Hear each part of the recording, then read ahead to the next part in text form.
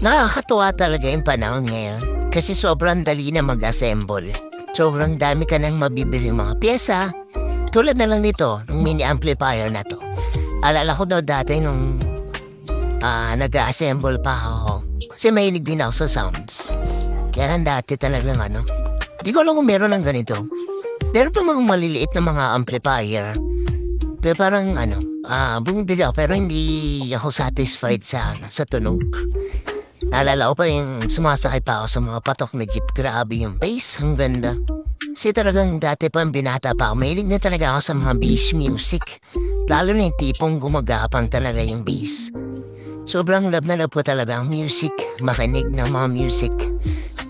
Dati pa lang talaga mahilig na ako mag-assemble ng mga box, ng speaker, pero hindi ako technician na. Yun ang talaga hindi ko napag-aralan.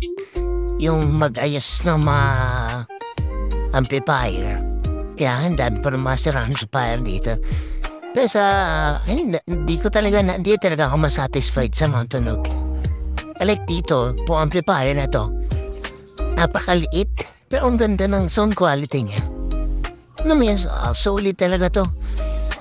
Napakanipis, pwede sa motor, pwede. Pero ito, gagamitin ko to sa pambahay lang, hindi na wala naman akong motor.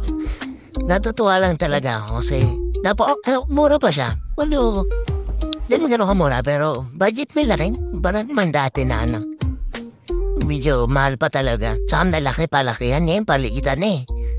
Lalo nung mahilig ka mag-DIY, basic na lang kasi ang dami na mabibili na. Ngayon, puro online na. Dami na mabibili mga parts. So, kung ano yung gusto mong music talaga, o kung man ako ano yung gusto mong tunog, talagang ma-achieve mo na dahil sa mga ganitong amplifier. Thank you talaga.